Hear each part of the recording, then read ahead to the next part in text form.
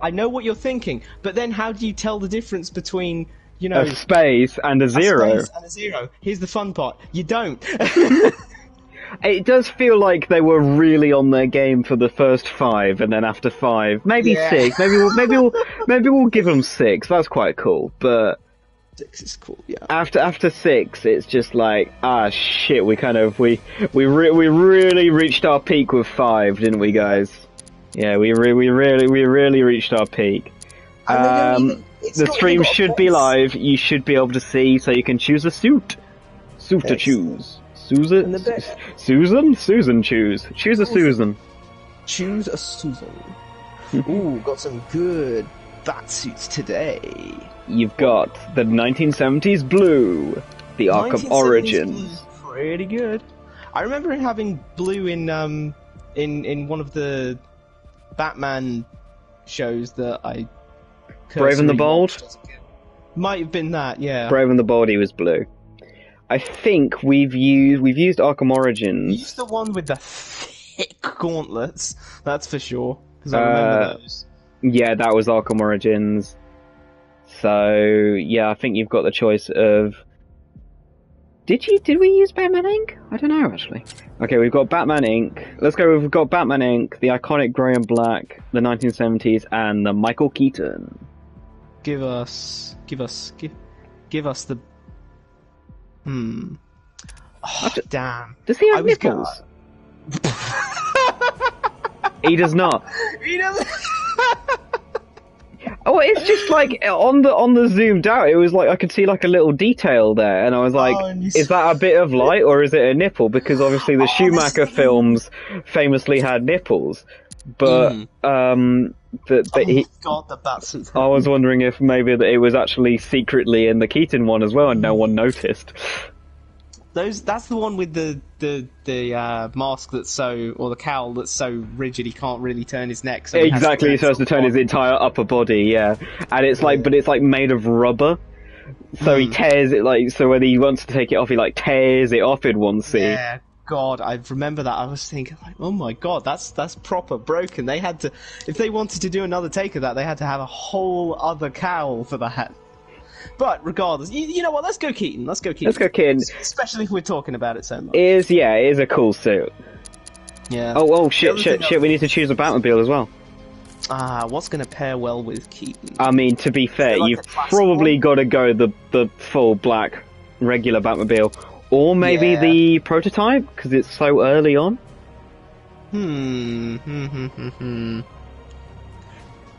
Wait, does Keaton's one have any yellow highlights in it at all? Let's have a look. This is the Keaton one, but you can't use it during the story. Oh, that's a shame. Okay, So this is you'll see it on screen in a second. This is the Keaton one. But then, you were thinking about the 1970s blue and yellow one. Yeah, I was. Oh, that's blue. Oh, shame. Yeah. I mean, even this has got like a bluey purpley hue is the classic, the original Batmobile, but maybe it's. Let's go standard old vanilla. Vanilla Flavored Batman. How do I change the color?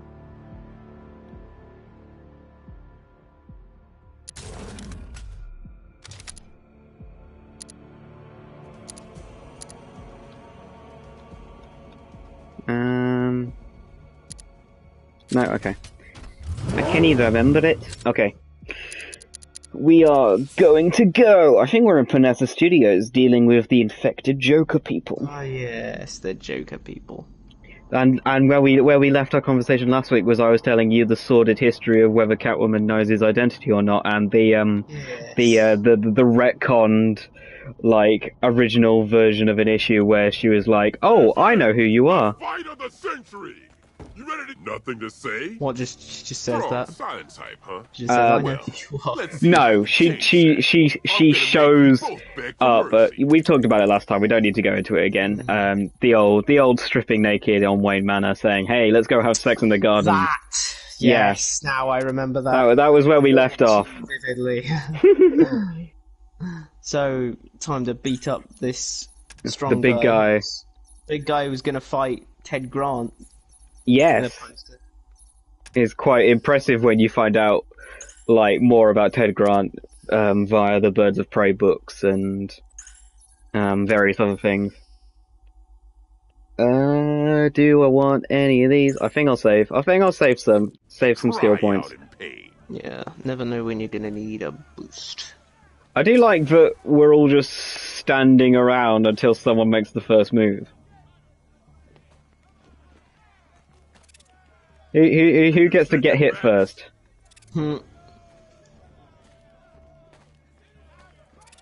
This guy looks stupid. What's up? You scared? Wow. Oh god, what the fuck? This guy just decided to... Well, no. So, he did not stay to his word. No way you're hurt. Ow. You know what, fuck it, I'm gonna restart that because I'm annoyed. But he punched me in the back while I was doing a thing. While I was walking away. Okay. The fact that Batman just, like... The way he kind of just, like, zooms from one side of the room to the other. I know, people are like, a Flash game could never work. Have you seen Batman fight? Yeah. I saw some clip that someone made of, like, a theoretical Flash game, and it was basically just a joke, because, like, he just ran, and then was in a completely different part of the world or something, like, just ran all the way to Egypt in just a few seconds. Stuff like that. I mean, like, there is a, like, basically a spin-off Superman game where, like, it's like a first-person game, and they have made an entire world filled with, not, you know, they're all very randomly generated, like, Minecraft cities, like, very similar.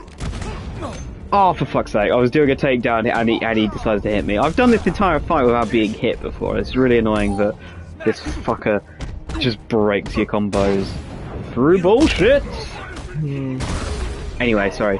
But, I mean, if an indie developer could generate an entire world that can load so fast that a Superman-level character could fly around, surely they could make someone can make a Flash game, you know? Yeah, I mean... Also, I want an open world, you know, Iron Man game that's like Just Cause. Oh god, an open world Iron Man game would be so good.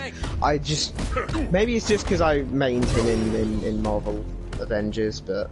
Yeah. God, I really enjoyed, like, flying around as that scene where he goes proper supersonic flight in that game as well.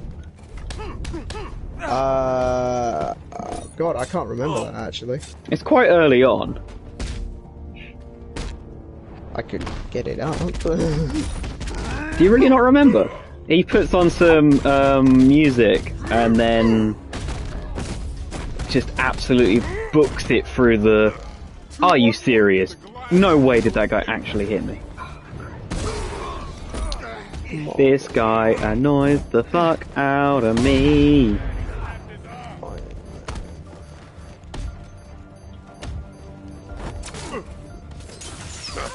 Oh, what?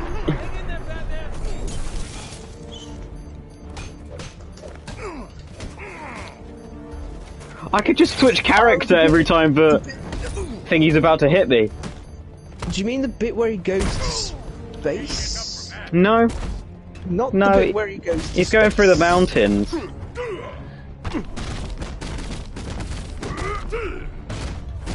Okay.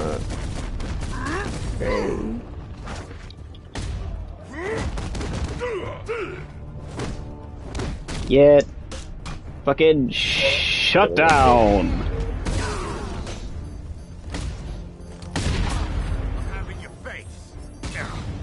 The one where he's flying through the mountains. Yeah. Wasn't that in gameplay? Yeah. That's what I was talking about. Right. Oh, right. Okay. Sorry, I was thinking there was some kind of cutscene. No, it wouldn't be fun if it was a cutscene. That's the point. It's like, you know, it was so cool that, you know, you actually got to be Iron Man going supersonic. It's a shame that that was like the only scene in the game where he actually had some real speed. Yes. Now I see what you're talking about, yeah.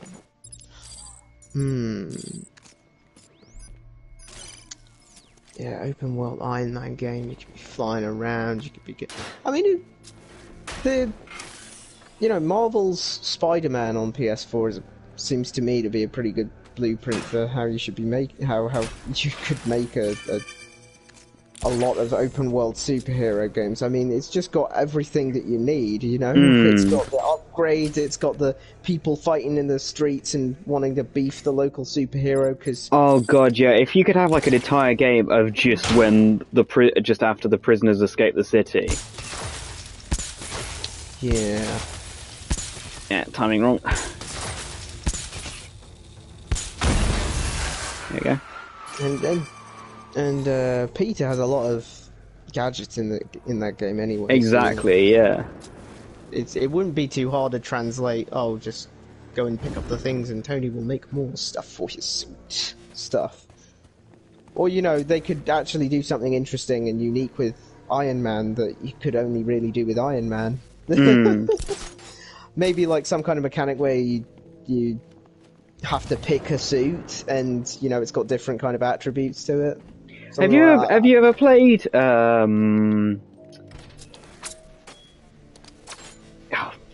you ever played Just Cause? A little bit. Just Cause 3 specifically, because that's the one where he has a jetpack, or where you can get a jetpack. I think it was 4, but Oh no. He has a wingsuit in 3 and 4.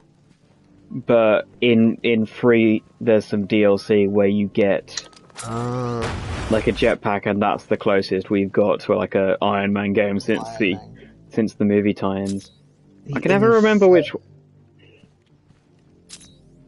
No, the Riddler's. Oh, it's on the other side, isn't it?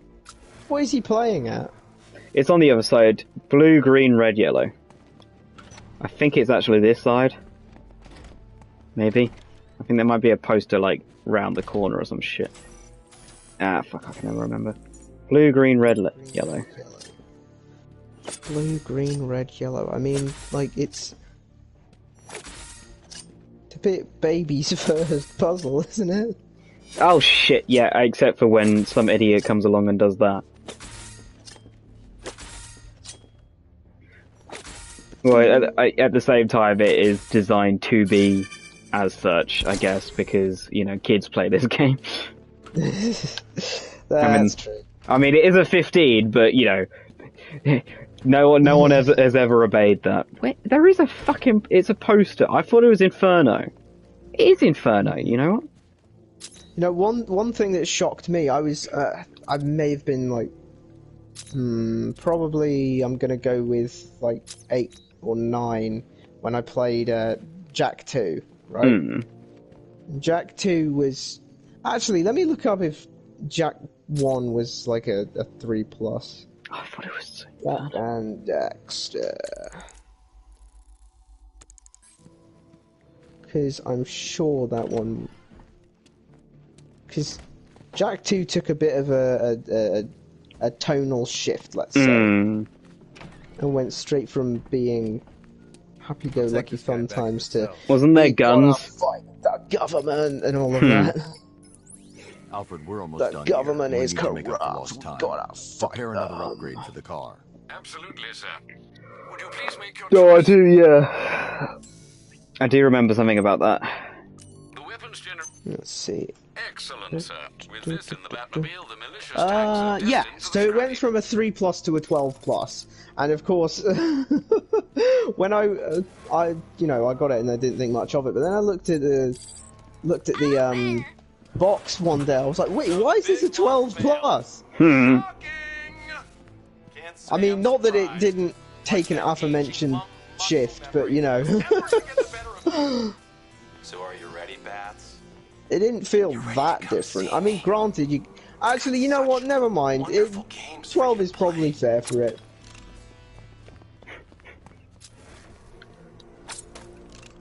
Sorry, I just thought about all the implied dark shit that goes on in that game. Have people tortured and murdered? Well, yeah, you are. Jack is actually experimented on in the first cutscene of the game, so there is that. Wow. Is that why he's suddenly, like, a teenager or something? Well, yeah, and They force him to age. Oh, okay.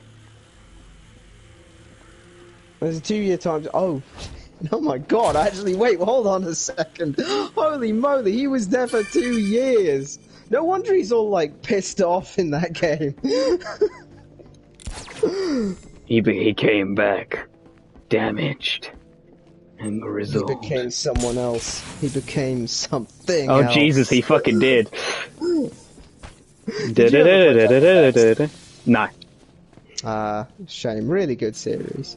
Well, it's Naughty Dog. Yeah. They kind of have a bit of a... series they screwed up. Exactly. A bit of a tendency for that kind of thing, yeah. The only time they haven't made a good... Yeah, the only time one of their series hasn't released a good title is because they finished with the series and sold it off to someone else. And then made a bad one. I mean, I don't... How good are the Uncharted PSP games? I don't actually know. Wait, games? There's more than one. I think there might be more than one, you know? Okay, time to look it up. Uncharted. I'd like to see anyone else Ba ba ba ba ba. Ba ba ba.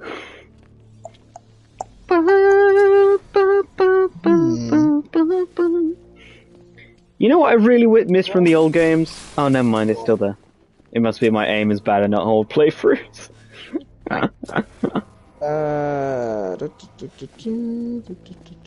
Oh god, I forgot that was a movie. Oh, What was the movie? I forget it was a movie, but I forgot that movie was Uncharted for a sec. I was just going, you know, it lists listing everything from the franchise. It's like Uncharted 2022. Oh, what's that? Live action. Live action. Oh yeah, Tom Holland.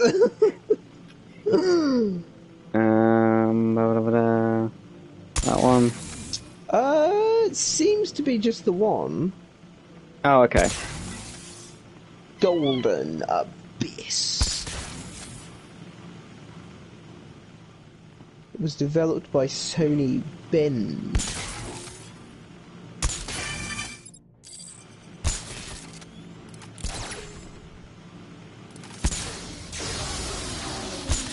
Let me out! Let me out! Ba bum, ba bum, bum bum bum.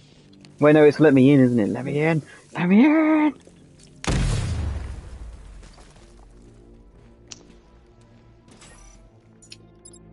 I'm Bradley's googling and I'm Riddler trophying. What? Oh my god, the people who made... You know Days Gone, yeah? Mm-hmm. That's the same guys who made Uncharted Golden Abyss. Oh, that explains it then. Okie dokie. I've never actually played Golden Abyss, but I didn't think it particularly pertinent to play. I think it was okay. It wasn't. It was. I mean, it was so limited. It was never going to be on the same level as the others. Yeah. But God, imagine doing a speedrun and you fuck up one of these things. That said, there's probably some glitch in there. Oh, who knows? Well, it probably is. To instantly achieve perfection. Perfection. Collaboration. God, collaboration. Collaboration. That game must be... I'm gonna look that up, actually. God, the speedruns must be insane. It's time to go on speedrun.com and see how quickly people can... 12 minutes. 12 minutes. I'm gonna guess... Talking about Lego Batman, you know that's like... I think that might be the most ridiculous speedrun of all time. Really? Yeah, because I think there's a glitch run that you can do where you can do the first 2 levels, clip yourself outside of the Batcave hub world, and get right to the end. Why? I'm not the bad one. Through an exploit? No. It's Batman. Oh, fastest time seems to be Thrown you away like an unwanted puppy. 1 hour, 27 minutes, 13 seconds. Jesus. Wait, there's 100% category? What's actually... Okay, show me the rules. It'll be all the collectibles and mini games probably. Timing and measurement. Run starts with selecting Wake Up Call in Chapter Select. Time will begin once the first cutscene starts playing. Time will stop when May and Cody kiss. Wait, what, at the end of the... Do they kiss when they're still the figurines? Yeah, I think that's what they're talking about. But doesn't that happen at the end of a really long cutscene? Yeah. So Why maybe bother? maybe you can't skip that cutscene, or maybe it starts the cutscene actually. You know. Oh, maybe it does. Yeah. Oh goddamn! There was a thing. Five Harley Jack in the Boxes. Shit. Here's a question for the wise. No, actually, it's not a question for the wise at all. It's most likely a reflective surface. What? The mirror. Oh. I'm just checking something I remembered. I'm checking something I remember. Damn it. Actually, yeah. Lego Batman. Let's see what that... was that Lego Batman, like, the first one? No, Lego Batman 3 Beyond Gotham. Lego Batman 3.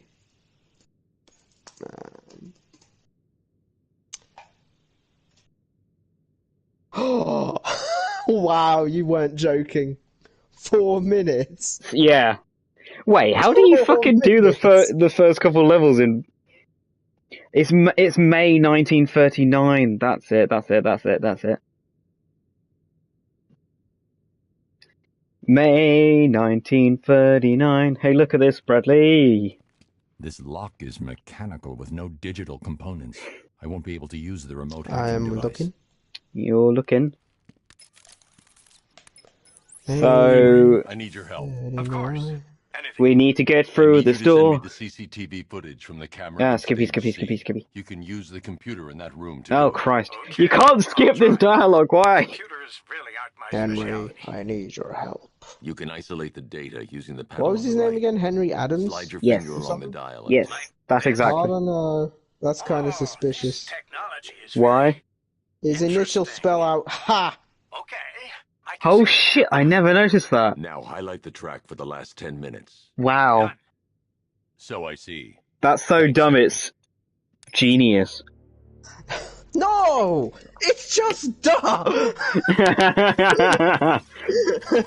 So look, this guy's going to put his code in and then cover it up. So you're supposed to use the mirror, but if you know that the month and year that the first issue of Detective Comics that featured Batman came out, bada bing, bada boom. I couldn't remember the month, so I just looked it up. I knew it was 1939. I could not remember which month. I love how like if Johnny Charisma just decided to go a little bit closer to that keypad, or you know, mess around with the mirror, because he knew that he was being watched through the camera. Yeah, but I mean, he does want his serenade with Batman here, doesn't he? He's gonna sing. Oh, He's gonna sing. Do you want me to put up the volume so you can hear it? Yeah. Let me get an extra pair of headphones so I can. And then we'll just be Listen. we'll be silent for a second so you don't have to hear it ourselves. That. Except for me snapping my fingers along with the song. Okay, I'm gonna mute myself now. Oh my god, he turned into Joker. Anarchy ruled. It was wild, but through it all you never smiled. Joke's on you. I'm in your head, so look who's laughing now. Remember in Arkham. I realise this is probably gonna get demonetized. None of it, that matters to me. Oh, pretty. That was the night you let me die. But when I looked you in the eye, that's when I knew we'd be together. Look who's laughing now. I'm stuck in your head and I'm laughing. Ah, I fill you with dread and I can't stop laughing. Your parents are dead and I can't stop laughing. What else can I do? Now I'm part of The fact that this guy doesn't notice all the bombs going green is really funny, and this camera angle for controlling Robin is absolute bullshit. Oh shit, oh shit, oh shit, oh shit. Come on, come on, come on, come on. Go, go, go, go, go, go, go, go, go, fuck, fuck, fuck, fuck, fuck, fuck, fuck. Wait till I'm in control. Who'll be laughing then? I drove around the bend and I'm laughing. I'm with you till the end and I can't stop laughing. I killed all your friends and I... That's all the bombs disarmed. Time to take down Charisma. Oh yeah, I think I can taste your fear.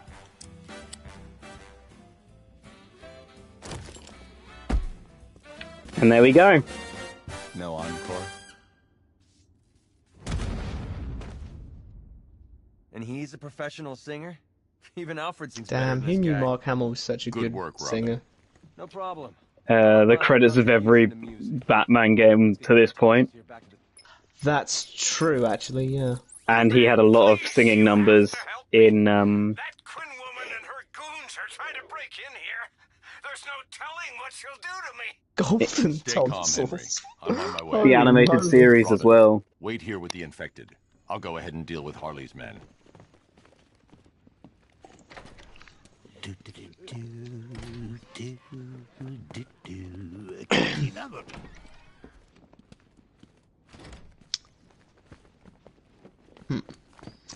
Shall we talk the proverbial elephant? Well, maybe not elephant, but you know. That would insinuate we didn't. It was bad. Yeah, on the contrary. On the contrary, not on the contrary. Oh, not the contrary. The contrary. It's a fancy tray. Yes, well, on this tray, I possess an opinion of... Why was it only 40 minutes? Yeah. That's the only thing I'm gonna say. That's the only really, like, bad thing I can say about it, really. But, you know, like, why was it only 40 minutes? It was really, yeah. It definitely benefited from a second watch, because I watched it once on my own, and then again with my dad. And, I mean, to be honest, for all the episodes I've watched it again, I've always enjoyed it a lot more the second time. Possibly because I was able to get out of my own way a bit, because first watch I was so hyper vigilant on every time something was changed, or you know, like something was changed little, because I like the big changes, I like the big story decisions and stuff that took it in a totally different route. But when there was just the same dialogue, the same area, the same scene, but then there was one thing slightly different, like a different line reading or a slight change to the actual words being said, even if it had the same meaning, it was always like, why did they do that? You know, it's the first time, so I had to get out of my own way, and the second time I was able to just watch them for how it, you know, for its own merit, for itself. So, it definitely benefited from the second watch, especially because it was like 40 minutes, and then you go, and then it rushes, it felt so rushed. You know, it's like, they're on the highway, and then suddenly they're already at the giraffe scene. What, 5 minutes later? If that, and then it's from the giraffe, it's to the, you know, and then the moment that they get tear gas bombed and he wakes up at the Firefly Hospital, I'm like, fuck it up, this is it, isn't it? It's like, you know, this is the final, you know, final scene, final section, and, you do And then once you're out of the Firefly Hospital, they're walking up the mountain, and she starts that conversation. I'm like, fuck, this is it. This is the final conversation of the game. Therefore, final conversation of the season. You know, it felt so quick, and I didn't want it to end. It was, you know, I believe last week I mentioned something along the lines of, wow, episode 8 felt like winter speedrun. Yeah. No, I know what you mean. I think I agreed with you at the time, but now I'm thinking, there was you know, when you think about it, winter isn't actually that long for story stuff, it's just long for that is true. gameplay stuff. What can I say? I'm irresistible. We need to get back to the cells. You That take Brown. end section that was in the last episode, that was a lot of story stuff. So, oh, what am I stuck on? Bob. Bob, get out of the way. I'm stuck on Bob. I've walked into Bob.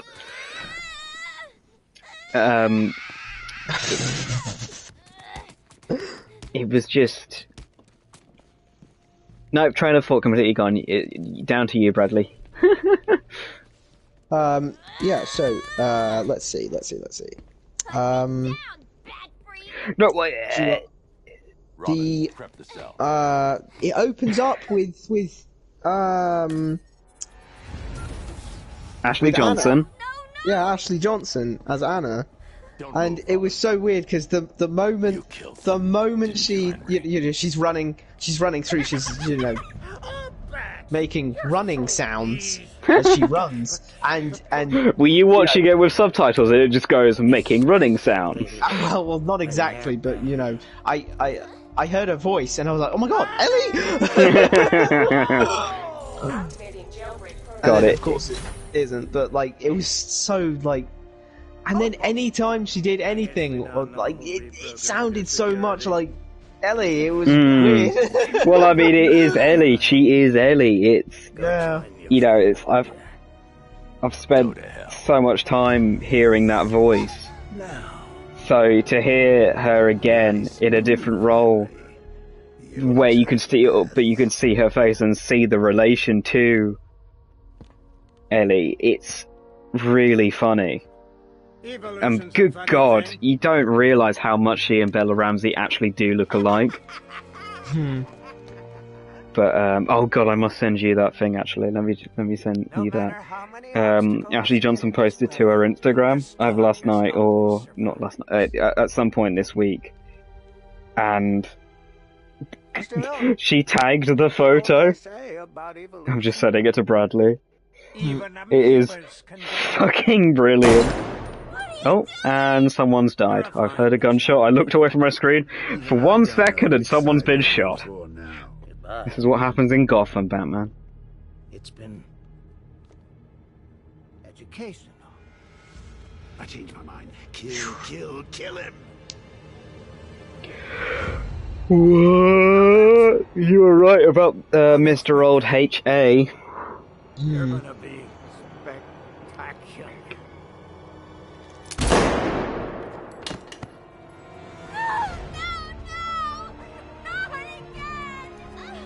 Ugh, this is the worst version of Harley. You're the last Joker. Oh my god, he shot himself. For you. I need to stop Scarecrow. When I'm done, I'm locking myself away. What if you fail? You'll be too dangerous. I won't be able to stop you. This is by far the worst version of Harley, which is a real shame because I really like that character for the most part. Well, I really like other versions of Harley.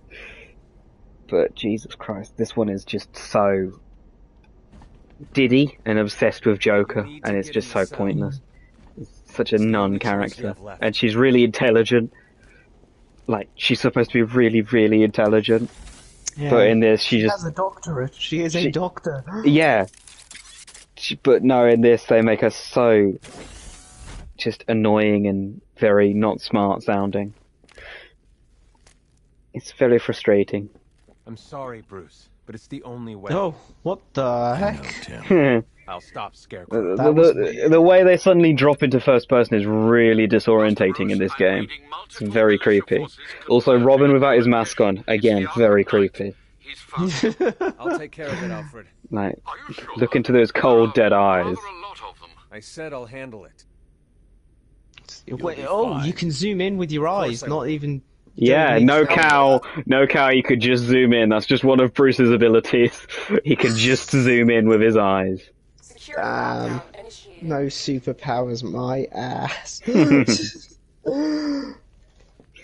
Oh, well, this is... Did I tell you that, this version of Robin, Tim Drake, the third Robin, is in love with / dating Barbara Gordon in this version. Well, fairly certain anyway. So, which is really weird when Nightwing is right there, and Nightwing. I think this is the only version where Tim has ever been linked with Barbara. Because it's normally Dick, it's normally Nightwing, and for some fucking weird, creepy reason, there's occasionally when linked with Batman himself. And then there was that one guy who was like, who really, really wanted Barbara and Red Hood to happen. So except from the literal child of Bruce, the little child of the family, and Stephanie Brown, Barbara has been shipped with by creators of various Batman films and media with every Robin. Excellent. That is Of course you do. Except, you know, the only exclusions of the Robin mantle who haven't been shipped with Barbara are the literal 10-year-old and the character that Barbara like sees as a little sister. I never asked. So, What's the big Jesus. secret? Who is the big bad? God, makes you want to say leave Barbara alone. DC is fucking weird when it comes to Barbara. Never could stand a tattletale. That's why I like to God, work so alone. he's just been No one to spoil the Jason punchline. Todd. You should try it sometime. For years. After all, you've seen what happens when you drag your friends into this crazy little game of ours. I wonder if Jason... There's a didn't clue to die. where he was holding Jason. What, the tiles? The tiles. The bug pattern on the bug logo pattern thingy on the tiles. Because we've seen those before in this series. Ah, have we? We have. Ah. Can I have you in? Arkham Asylum. Oh, right, okay. Yeah, okay, that makes sense. I am staring at Harley Quinn. It's the only choice we have left. Oh look, Joker cleaned up after himself. Oh shit!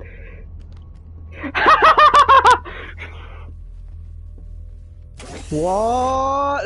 Robin's back. No! Shit! Oh, god damn it! I pressed the wrong button! I did it again, I have to do it again. What? I fucked up.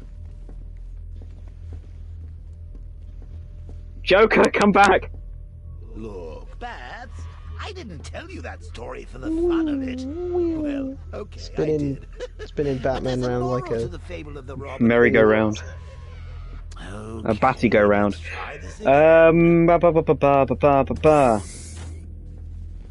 So... there's a moral to the fable. You need to get in the cell. I see. The moral of the story It's the only is choice we have left. What the hell are you um, doing? The right throw Robin Trust me. in so that he is Listen to safe. We can help you. Let's go with that. Which is some bullshit because you just know that locking Robin in a cage is never going to end well. You got my communications. Like, you could lock him in this place. Are you okay? I've lost Yeah. You could lock him in the movie studios without Faulty comms locking here. him in a I'm looking fucking at it now. cell. Thank God. With all that's happening, I feared the worst. Speaking of which, the Arkham Knight has ordered a squadron of tanks into the city. Lost communication with Robin, is he alright? Oh, Thankfully, the yeah, I weapons totally generator didn't just upgrade I cut mean, it. he's emoting angrily at me, but he seems fine. So, decision time, Bradley. Do we tell Robin about his good old GF? Yeah, let's tell him he should know, yeah. Okay, do you want me to shall we mute and to put in your headphones so you can hear? Yeah, I think I will. Okay. Adjusting volume and muting myself now. Let me know when you got your headphones in. Headphone on, and yep, I'm ready to go. Tim, there's something you need to know. Something's happened. No. Not her. Don't say it. Barbara's... she's dead. I'm sorry. Let me out. I can't. They're targeting everyone close to me. I won't let them get you as well. Bruce, please. I have to do this. No. You son of a bitch! How dare you! You don't get to decide! Get away from me! Go!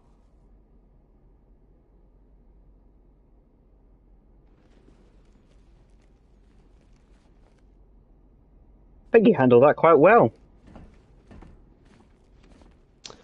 Yeah. Yeah. All things considered. Hmm. Hang on a A reasonable gosh response, darn though. Absolutely. minute. If you to mad cow disease, then that means there is no cure after all. You had Featherhead slaving away with Damn. you and saving Barbara. Oh, I'm stuck. Batman's main opposition, a gate. No, don't. Tell me he's gone. He's still out there. I know he is Batman. What did you think of the Reinforcements find him. what did you think of the switchblade thing? As in the fact that it was Anna's first. Oh, it was always Anna's first. Oh, what, really?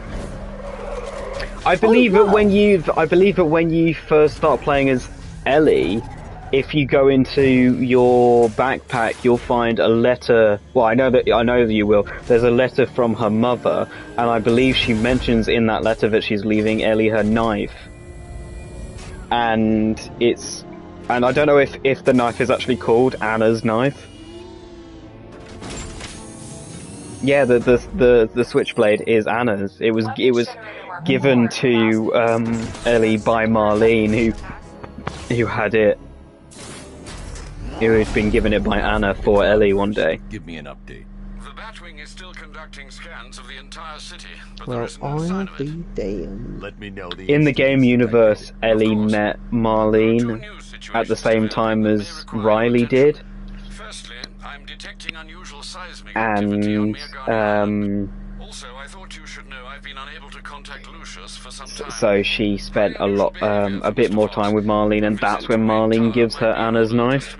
While in the show, it's implied that she was just like basically given to Fedra with the knife, or I don't know, or maybe it was just sneaked into her possession at some point. It's it's never actually mentioned in the show how she got it.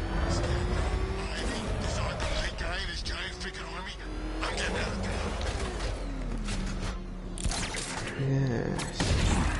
What the fuck? What happened? I just got absolutely destroyed. Time now. What the fuck hit me? Oh my god! Whoa, you weren't joking. That was an instant kill. That was one shot. What the fuck hit me? Was there a tank I didn't see? What the fuck? Whoa, I'm speechless. Yeah. That is hilarious.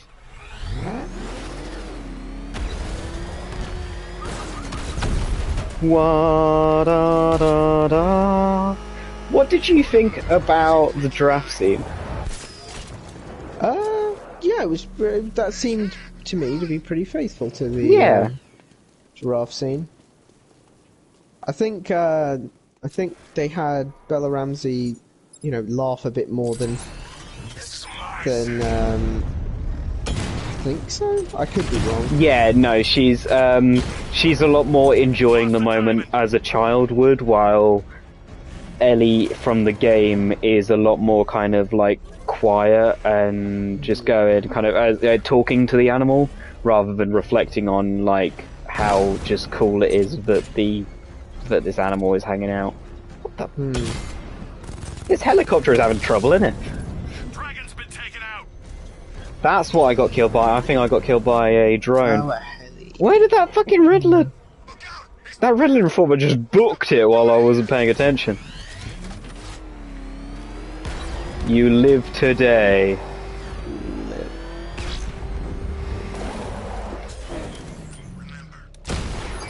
Yeah. So.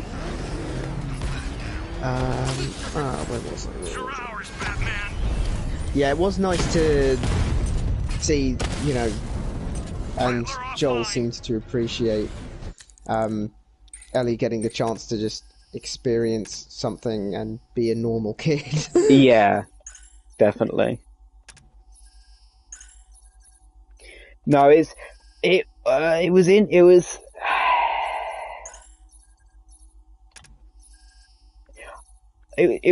really difficult to say because as a finale to the show, I think it was mildly underwhelming if you've played the game, but it would be really interesting to see what someone who had never experienced the game, didn't know anything about it, thought of that as a finale of TV. Because comparing it to the game, there was a lot more, like, well, just the length of it and the time to breathe. You know, I think my only criticism of the entire thing is that it's not even like a bad thing, it's just almost like I wonder if they were given 9 episodes to play with. That was it. That was your number of slots you could have. This was your time for each one. You know, this was the max you could have. It just feels like it would have been nice to have another, you know, like that first episode was what, an hour 15? Yeah. Imagine if every episode was an hour 15. Yeah. Like, just all of them were given just a little bit more time to breathe, because it is a thing of the entire season. I mean, you don't notice it early on because, you know, the summer is the longest bit. Summer is like about out half the game, and then you have autumn or fall, as it's referred to in the game. Winter and spring is about the other half of the game, I think, comparatively. So, and they spent a lot of time in the show still taking their time with that bit. It just...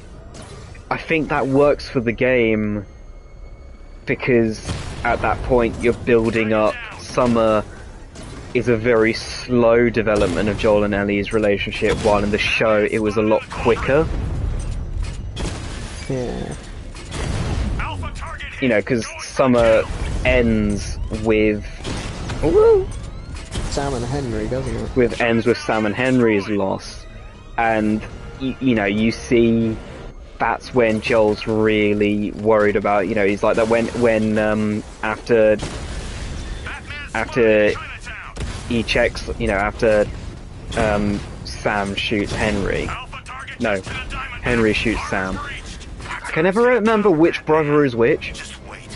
Because I can hear... we've talked about it before, because I can hear the voice of them both. But obviously they don't say their own names because they're not Pokemon. But it always mixes it up for me. Isn't Henry the big one and Sam the little one? Yeah, because I'm thinking about it. I can remember Henry saying Sam after having just shot him, and that kind of like in pain. It's a really shitty way of remembering, but It is a bit. Cash, the drone deployment on Bleak Island is neutralized. But yeah, when Joel's like checking on her, the concern and everything is just so like parenty. And then from that point, it's not about them building a relationship anymore. They've got that relationship by the end of summer, and now it's just them fighting for each other. You know, because Autumn is him trying to ditch her because he knows he's too far, and then obviously goes back on that decision immediately because he's not an idiot. And then he fucking gets rebarred, shall we say. He gets fucking impaled. Yeah. And then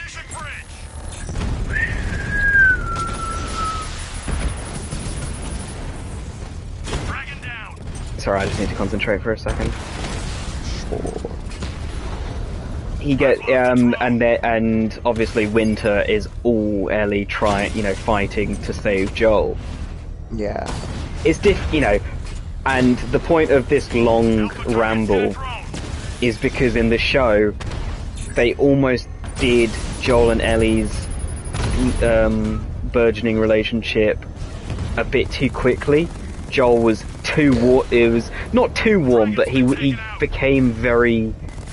It was obvious he liked her, and he was growing to care for her very quickly.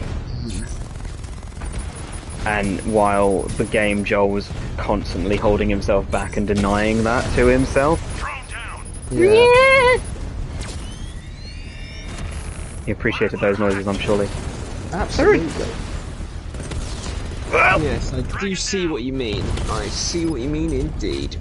And possibly that's why the pacing feels a bit weird, because it had the same length to Summer, but not the reasoning behind it. There we go. That's the conclusion of my essay. Where you have to repeat what you've said a bit in a summarizing way. I remember school. TLDR. Oh my god, that's what it is, isn't it? It's a Reddit post. Essays is just a Reddit post. Oh my god. They shouldn't fucking teach essays anymore in secondary school. They should just teach how to write a good Reddit post with a TLDR at the end. And at the start. That's what an introduction is. Oh my god, I've cracked education. Oh my god, this is super duper cursed. Because some people write TLDR at the start of their Reddit post, and some people do it at the end. It's the introduction and then the fucking conclusion. Damn. Who needs school? Just give kids Reddit. they'll become good members of society if they... Imagine spending 18 years on fucking Reddit. Good god, yeah, it would be the villains of She-Hulk. That's a cultural reference. We know how to do those. Yeah. God, imagine, yeah. It's just different subreddits in each lesson. I do not want to see the kids who choose an A level in the Rick and Morty subreddit. Oh god. God forgive us all. We've gone very far down that rabbit hole tangent, haven't we? Yeah. Let's jump out of it. Yeah, please tell me more, because you've asked me some very good questions, and then I've rambled about Last of Us. But give me your overall thoughts, because we haven't done that actually. Overall thoughts on this episode. Yes, I on have the to episode. refer back to. It's why was it only 40 minutes? Okay. Second bullet point, Bradley. Give us another bullet point. Second bullet point. We've talked about the whole thing, pacing and rushing and feeling whatever. We want to now say nice things, not about timing. Not about timing. Okay. If it can't be about timing, then you can say nice things. You can say not nice things, but as long as they can't be about time anymore. Let's go with the fact. So the Power winch to trigger a controlled explosion. the was that a thing in the game? I can't remember about him trying to, oof himself with a. But then it didn't take because he flinched or something. Was that the game?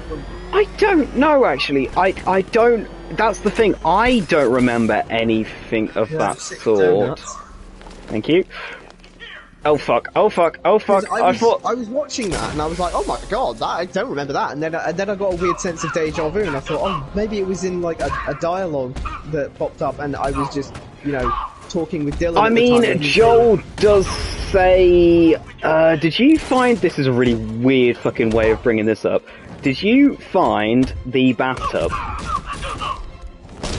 in the hotel? Oh, yeah. And Ellie says they don't look infected, or what happened to these guys? And Joel said, well, some people didn't want to face the infection or the hunters. Yeah. And she says, and Ellie says something about like they're taking the easy way out, and he says, believe me, there's nothing easy about it. And I think that might be as much of any kind of. I never really saw that as Joel saying he tried, but I did kind of read it as maybe he'd met someone who did, like a friend, or he'd considered it himself one time, but never actually acted on it or thought about it seriously. His show Joel absolutely did, and the was this. It was. I didn't get it until my second. I think until actually I listened to the podcast episode. Is that why he's deaf in one ear? Oh, that's quite an interesting. Because I thought it was a lot. The 20 years of getting in gunfights and shit. Yeah, like Hawkeye and all of that. Yeah, but it seems to be implied that actually no, it was just that one. Well, maybe it was a mix of both, but maybe the one shot, where that he missed was enough, I guess. Yeah. And he's right-handed, so he puts the gun up against his right shoulder anyway, so the right ear would be taking the brunt. But that is, yeah, I can see that as something that would make it worse as well. Yeah.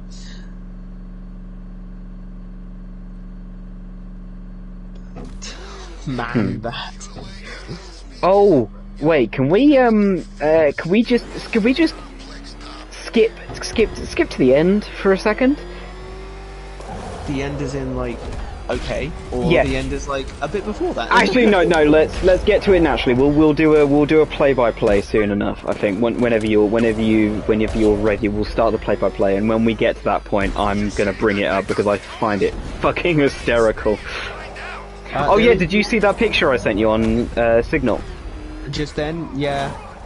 As in, just like a few minutes ago. As in, like during the stream. Yes. Yes. What do you think? Would you like to describe it for our Xandery audience? Yes. Well, the image in question depicts Ashley Johnson taking a selfie in her car while garbed in her costume for the role of Anna in The Last of Us. Her character's pregnant appearance is in view, and it has been tagged Bella Ramsey. Where was it tagged? On the belly. That's so funny. I don't know what it is about it, but that's so Ashley Johnson's sense of humour, and it's also very much Ellie's sense of humour. Yeah. So it's just brilliant. I love that. I saw it earlier and I chuckled at the time. And right. You were halfway through a sentence or something. Right. Yeah. Oh, so that's why you were chuckling at people dying. I see. Yeah. That one, yeah, that's why. So play-by-play, yeah. You lost control. Play-by-play? Are you ready for play-by-play? You ready for play-by-play? I'm totally ready. Oh, actually, beforehand, there's this one little thing that I thought was interesting. How they actually went and made the Fireflies look worse than in the game. Tell me more. So, like, the smoke bomb, right? Yeah, the thing that separates Joel and Ellie in the game is they're going through some water, and Ellie, drowns a little bit and falls unconscious. Joel is doing chest compressions, trying to get her to breathe and stuff, and then the Fireflies show up and knock Joel out. So she was just unconscious the whole time, and chances are pretty good that she was just unconscious the whole time. Yeah. In the show, they fire a smoke grenade and just take her away while she's conscious. So they actively made her unconscious and never asked her. Yeah, they did like that. It's really unnerving about the way that Ellie was actually conscious in the hospital, and then Marlene goes like above and beyond to say she doesn't know anything. We didn't want to tell her to stress her out or anything. But I'm like, so you just fucking knocked out this child without telling her why or what was going on. Yeah. And or fucking lied to her. Like, what? Yeah.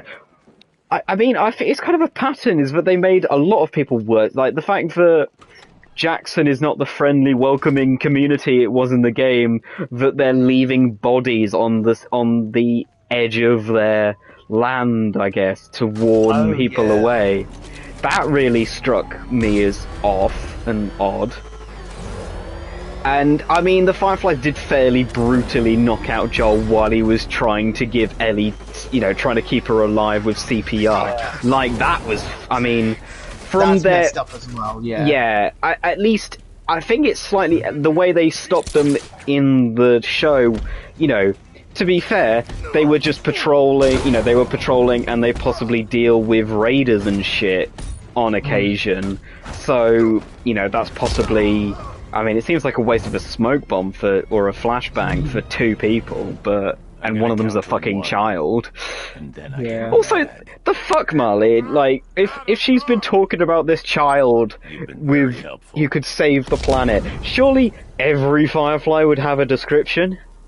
Yeah, damn. You see an old man travelling with a little girl with description of Ellie. Do not fucking smoke attack them? Maybe? Marlene, leader of the Fireflies? Had you thought about that? Let's go talk to Nightwing. Thought you might be missing me, Bruce. Smoke bomb. I've got one of Penguin's trucks. Give me a smoke bomb. So that was what you wanted to say, wasn't it? That was you were talking about the old. Okay. I'm going to boost the Batmobile. I'm going to disappear for a second while you start the play-by-play, and then I shall return.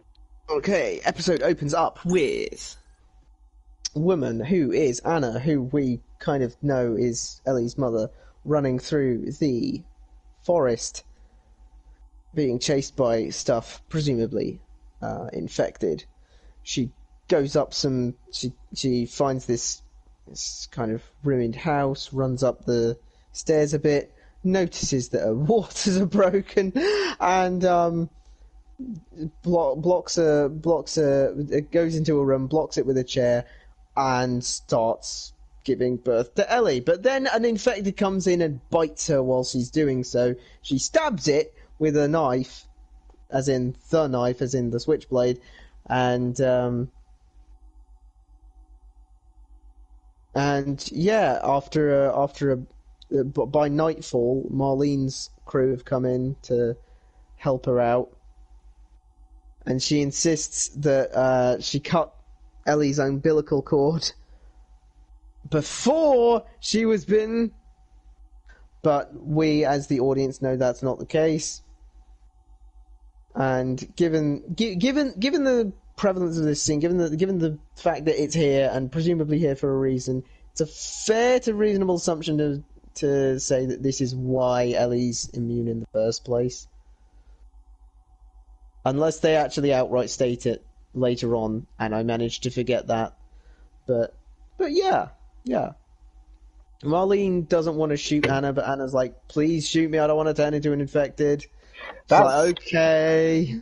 That's actually it's kind of always been a bit of a mystery why Ellie's immune. It was always, I don't even know if it was implied, or if it was just kind of, I don't think it was actually ever addressed at all originally, why Ellie was immune, whether it was just like, chance of luck. I always assumed it was something to do with Anna, whether she got bitten while she was pregnant earlier on, and something, and I don't know. I don't really kind of know what the idea was, maybe, like, because, and Ellie was saved, but Anna wasn't, and I guess that's kind of what happened this way. Yeah. You should, when you've played part 2, you should, like, right to the end, finish part 2, you should come back and watch just this opening scene of episode 9, because there is a fuck ton of parallels and references to part 2. It's really weird. And it's possibly just to make the game fans cry, to be fair. Oh. So there's that. There's a lot. I'm not going to say anything, but there's a lot of parallels and shit that you could possibly put side by side. Also talking side by side, and we'll come back to it later, but I'm fairly sure that if you put the shot of Marlene with a gun raised to shoot Anna beside Joel in a later scene, I think they would almost be 1-1. Huh. Also, I will also note that it's kind of, again, part of that parallel is, and I don't know if, I think Neil Druckmann said it quite a lot, I think it's more the game, because obviously Ellie and Marlene have a stronger relationship in the game, that Ellie sees Marlene as somewhat of a mother figure, while in the show she doesn't really know Marlene, and I think she actually started to see Tess as more of a mother figure. Yeah. And obviously Joel is the definitive father figure for her. Yeah. So, again, when we come back to that later scene, I think it's an interesting parallel that the mother figure from the game shoots Ellie's real mum, and then there's a fairly violent divorce, shall we say, at the end of this episode. Yes, you could put it like that. Put it like that, yeah. That's the separated parents arguing over custody, isn't it? That's not to make light of real situations, but, like, fucking hell, it's an interesting parallel. Like, I'm just talking about it as an interesting parallel rather than to make light of real situations of. I've just put us in a fucking rabbit hole with that comment, haven't I? It was meant to be a funny, and it's not funny. Shit. So, let's segue neatly. Let's just delete that whole section. Bradley, if I give you access to my YouTube account, would you edit that out, please? I mean, I could, but It seems like a lot of effort. I do that? I could, yeah, but I have a memory of a gnat, so... Get ready to meet me at the You're weapons also capsule talking I've to the guy located. who's managed to forget to watch Lego Batman for 2 weeks now. Tanks inbound, sir. Nothing you cannot manage. So, Yeah, not okay, necessarily to be very fair... sad. That's fair, to be fair. That is fair. To be fair, that is fair. So, yeah. So that's like the prologue intro kind of thing, and then we get it's Ellie. No, fuck. It's Anna. Alpha targets hit a drone. Has just given birth, and she's looking at Ellie, and then we get the title sequence, don't we? Yes. Because after the titles, that's when it's nighttime, and we and the Fireflies come to the fucking late ass rescue. Yeah. Like, thanks guys for nothing. I like the consistency, by the way. Yeah. Ow. Just in the first episode. Friendly fire! Friendly fire! Or was it the second? No, it was the first. In the first episode, we saw there's that section with that child who's been bitten. Yeah. Yeah, and you can see in a chart in the background. See a chart that says like location of bite mark and how long you've got until you Yes, turn. exactly. So on the leg, she's got quite a while. Yeah. So, even if I feel sorry for the people that they had to like watch in a room with a timer. Ouch. For that, yeah. But given that she was bitten in the leg, what did she have? Like 24 hours or even? Like, also, how did they control that in a controlled environment? Did they like fucking test that on like criminals or something? Would you really put that above the American government? The bomb's payload is exploding. In the prison system? Anyway, getting political. I've just thought of another fucking parallel. Do go on.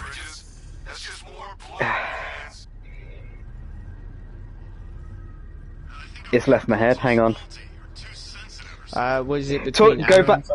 Yeah. The chart, and so Anna's probably got about. No, yeah, go back to. Hang on. So, she was bitten on the leg. Fuck. Oh, it was so good. It wasn't. It was something they talk about in the episode. Something they talk about in the episode. No, it was something the podcast that Craig Mazin and Neil Druckmann talked about in the podcast show about this episode. Ah. Oh, fuck. It will come back to me. Yeah, I think it'll probably come back to me when we get to the later bit, probably. Yes. Hopefully. So we've just got to the point when it does the fade back to present day Ellie. Yes, with that nice transition from Anna looking at Ellie to us looking at Ellie now. Yeah. Yeah. Yeah. Well, I did a nasty voice crack, so I know. I was just half funny. Yeah, and Thanks, Dick. Yes, I remembered it. Sorry. Go ahead. Yep. Okay. So, here's a question, Bradley. Imagine you. Let's not say have, because I feel like a little bit early on for you. Imagine you had a kid in the next, however many years. Okay. And you were put in a position where in order to protect them, you had to lie. Then chances are damn good I'd lie. Yes, right. That was Would you lie to your child for maybe not for their own good, but to protect them as the responsible parent? Well, I mean, as a parent, it's kind of like the first description, the first sentence of what is a parent is protects their child. So if that involves lying, then yeah. Or at least that maybe I'm projecting a little, and that's just how I see it or something. But yeah, I would go with lie to protect this child. Yes, especially if this child is my child. Yes, I would absolutely lie if it seemed like it would protect him or her in some way. Yeah. Because obviously, as you talked about, Anna says to Marlene, "I cut the cord. I cut the cord before I was bitten." Yes. Before. Yes. This is a lie. This is obviously a lie, and I think to some extent Marlene knows it's a lie, but because of her relationship with Anna, it doesn't, maybe she does know it's a lie, but she's not going to call her friend out for it. Yeah. And even though Anna, Marlene is Anna's oldest friend, it does, this baby could potentially be infected already, could go crazy and kill her, Marlene, Anna's oldest friend. But in that moment, it doesn't fucking matter because her child is in danger. Yeah.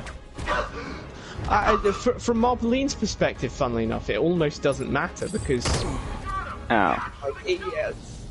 you put the baby in the crib and then, 24 run away. 24 hours later, if it hasn't turned, if Yeah, but someone needs to feed it because Anna hasn't fed Ellie, and yeah, I suppose there is some kind of.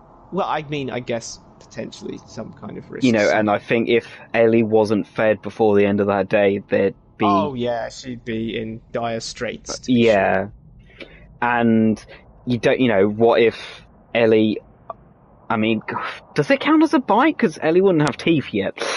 Yeah. I mean, God, I can't even imagine how hard you'd have to bite down on something to bite into it with just gums.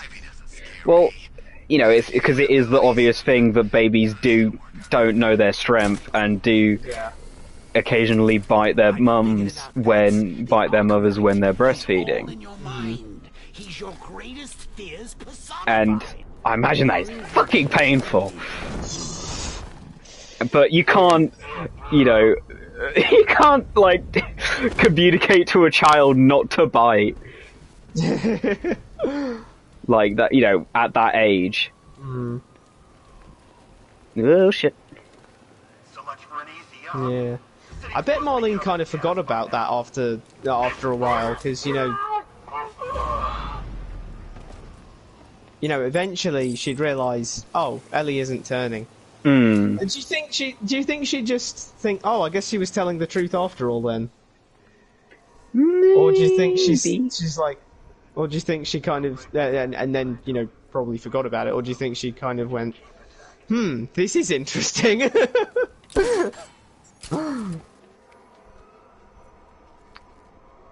Is this gonna work? That didn't work, Dan. Oh. Sorry, I was standing up and I sat back down. That was quite an oof for standing up, Bradley. Well, believe it or not, that was the sitting back down part. Oh. Oh, I see. That I understand then. Can I freeze this guy? Yeah, so near enough one-to-one kind of vibe going on in the with the highway and the trucks and the stuff in the trucks and the Joel and the Joel. Yeah, the Joel being, absolutely, more content than we've ever seen him all game, except for, actually including including the prologue, because he had a rough day. And he was, he was happy to be back with Sarah and, in the comfort of his family and everything. Yeah. But this is a Joel who's just, having a good time, and he hasn't had a bad day. He's been really, chipper and excited because he's just found some actual good food. Yeah. And the game that he admits he sucks at. Cool. Yeah. And he's like, oh well, there's a guitar in there. That one's kind of beat up, but I should get a guitar. I should find an actual working guitar. I could teach you. Teach you how to play guitar. Can Pedro Pascal sing? I feel like surely he's got to be able to sing. You if can probably sing. they're leading another up one to... of those plasticine laptops. Oh yeah, I forgot. I was thinking, but I don't remember that in The Last of Us. And then context worked. Context worked its magic, and I stopped being an idiot. God, there's so many of these bloody floor mines, man. Oh wait, there's a Riddler guy. Riddler guy. Riddler guy. Riddler guy. Riddler guy, you're about to have a bad day. Yeah, you know what was funny? That bit when they go into the building, and there's and he's like, oh we gotta get up there. Come on, Ellie, I'll boost you up. And I thought, oh my god, like from the game. Yeah. That worked really well in the game because he'd been boosting her up the entire time, and it was such a tried and true part of gameplay. Is that the first boost we saw in the show? That might have been the first boost. I think that might have been. I feel like they should have done the old setup reminder payoff. I tell a lie. Either episode 4 or 5. He boosts her up through a window and then she opens it from within, right? Right. Okay. Yeah. Never mind. I take it back. Perfect show. 10 out of 10. 10 out of 10. 11 out of 10. Can you stop shooting my ass? But why did Batman have to make such a big tank? Can he have made a tiny stealth tank that didn't have a massive arse and was a big target? Like, imagine like a tiny tank, tiny bat tank with the same gunfire. But wouldn't it be weaker unless he just didn't? No, it's armor. It's just, you know. I guess It's the same thickness. It doesn't look like a particularly thick machine. It's just big. I don't feel like it needs to be this big, you know? Yes. I guess. Oh yeah, there was that other joke before that Joel did, and Joel's, you know, in this episode, at least in this part, he's just... Oh yeah, he does the old bit of sarcasm. Yeah, he's like, oh no, I've actually found some dynamite, we can just go through it. But, well, what's funny about that is because do you remember on the beach with Henry and Sam? If you go over into this next section, Ellie goes like, oh look, another boat. And asks Joel if he ever had, if everyone back in his time had boats. Ah, shit. And Joel says, yeah, I had like an 80-foot yacht. And she goes, really? And he says no, and Ellie's response is sarcasm, making progress to the kind of fact that, you know, he's actually doing that silly, you know, like back and forth with her now. Yeah. So it's interesting that they bring in his sarcastic streaks this late. But it's a really nice moment because it does work, and I do love Pedro's delivery when he goes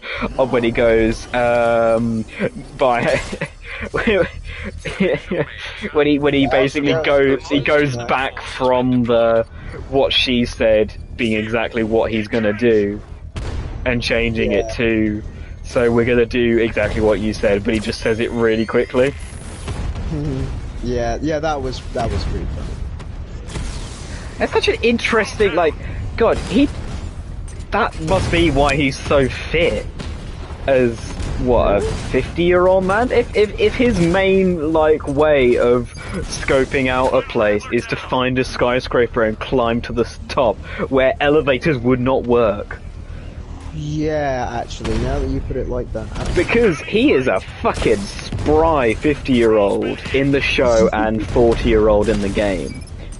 Because he's like, I don't think you see him, like, topless or anything, so you can't see if he's got abs or anything, but, like, the fact that he can punch infected and, you know, kill people with sheer strength, and the fact that Henry even says, like, man, you hit hard, and Joel's like, yeah, I was trying to kill you, like, fuck it, the fact that he can kill with punch, I mean, anyone can kill with a good enough punch. But, you know, Joel is deemed extremely strong.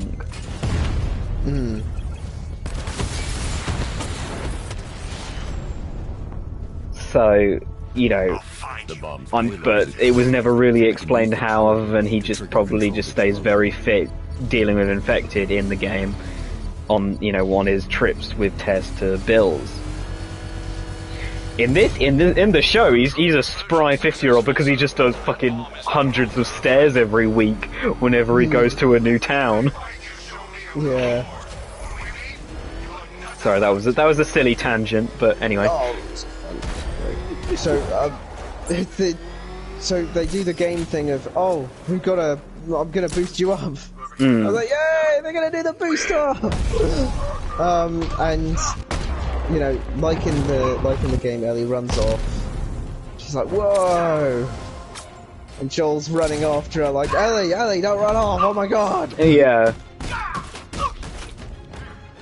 And giraffe, which, you know, iconic scene, had to be in there. So glad to see it though. Yeah, it was actually concerning that I'm really glad that they didn't show us it in the trailer, because lots of people were like, wait, are we getting the giraffes or not? But thankfully we got the giraffes. Oh fuck, it's already 8:30 and we're about 10 minutes into the wait, it's almost 8:30, it's 5 past. So, I mean, we've got till 9-ish, so... Yeah, let's keep going. Alright. So giraffe scene and the speech from Ellie, the everything I've done, it can't be for nothing. Can't be for nothing, yeah. I really like the way that Ashley and Bella played that completely differently, because Bella did a very kind of thoughtful, she didn't look at Joel for most of it. She kept looking down, which is something that Ellie does when she's nervous more in the games.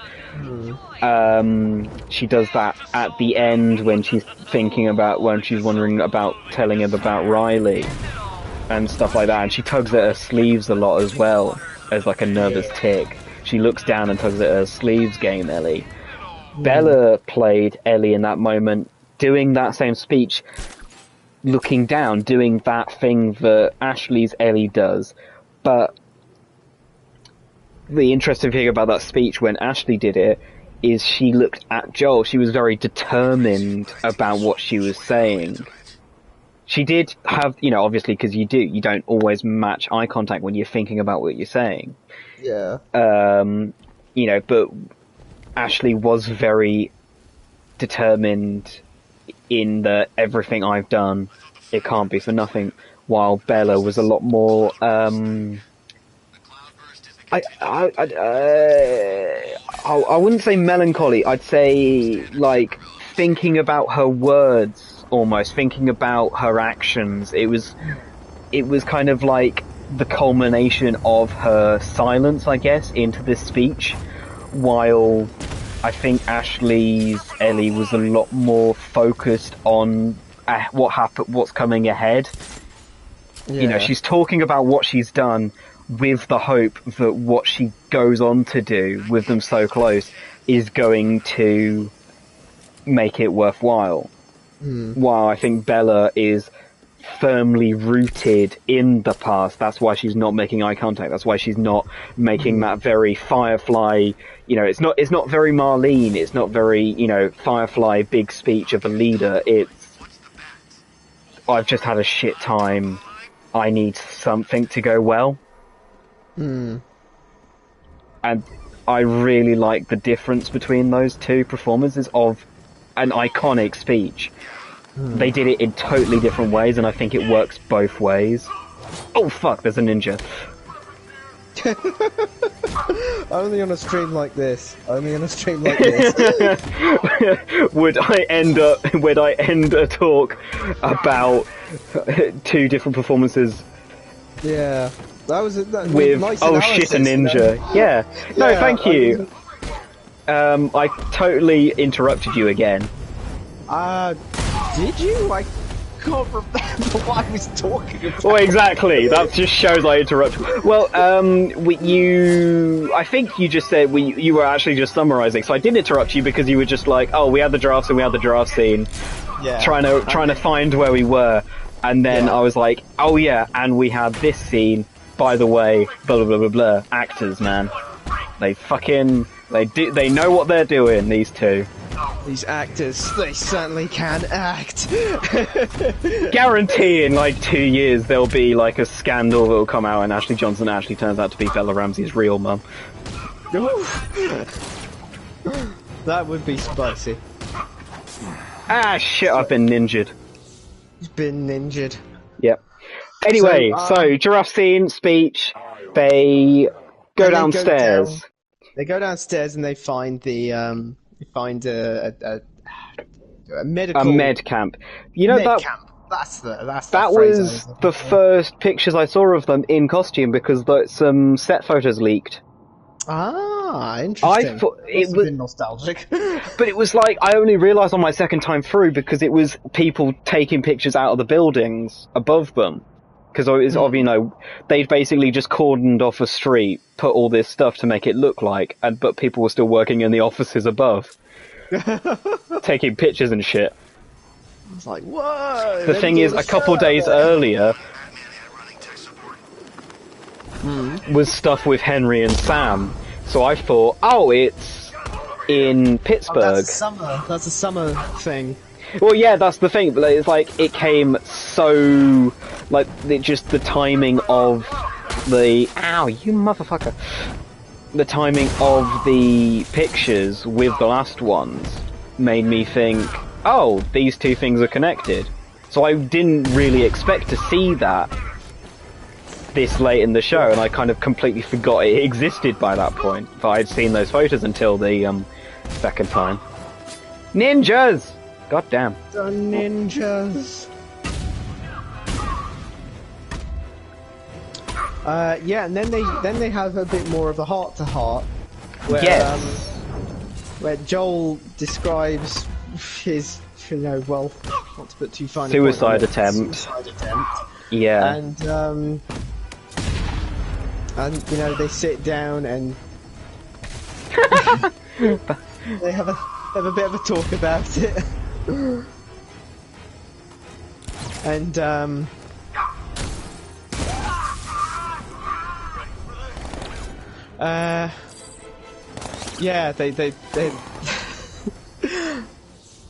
they're still both kind of awkward about it, but... Do you want me to tell you something that Craig Mazin and Neil Druckmann said about this scene? Yeah, go ahead. These two can't just fucking say I love you. I knew you were going to say that, actually. Joel has to say it wasn't time, it wasn't that healed that wound, and Ellie goes, I'm glad that didn't work out. I'm glad it didn't work out. Yeah. Like, Christ. The first time so this is why I watched it twice. The first time, I was just, generally emotional because it was the last episode and I knew loads of really hard scenes were about to hit. Second time, was actually following me listening to that podcast episode.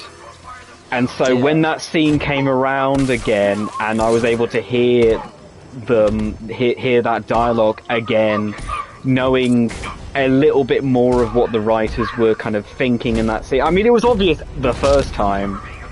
Yeah. But when you watch something for the first time, you are watching, you're very narrow-mindedly normally.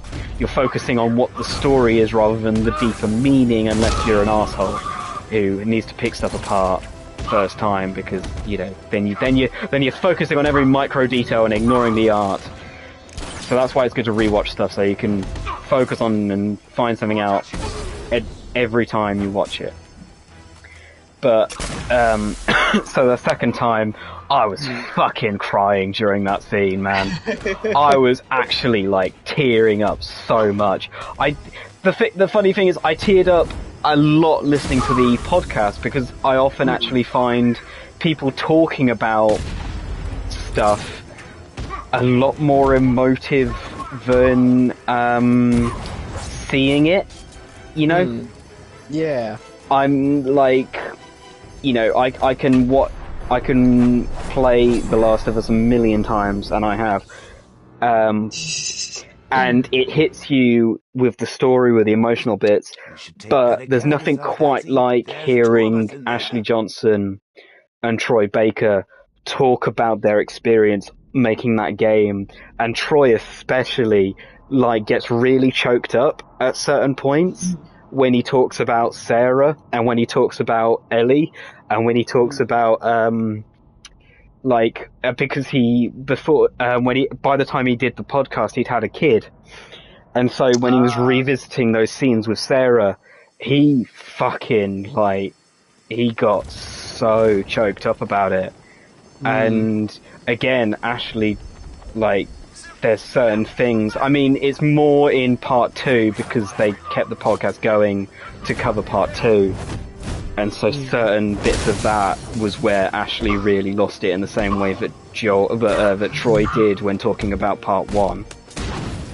But good God, did that podcast hit me in ways that, you know, the show and the game, you know, they do still. I've said that before. I've said that in this ramble, but there's just something different in how I react to stuff for some reason. I can't really explain it, but I think hearing people talk about what something means to them hits me more and in a different way than my own experience of said thing. I don't know why. I think I'm not really a kind of emotional person for my own emotions, if that makes sense. I've always been more of a emotion by periphery. I see. So if someone I know starts fucking crying and I'm not used to seeing them cry, chances are I'm going to cry with them. But if something makes me sad or angry, I'm not likely to cry on my own. It takes me quite a deep and consistent, sadness to actually make me cry. So this is just therapy. This is me self-therapizing and you being forced to listen to it. I do apologize.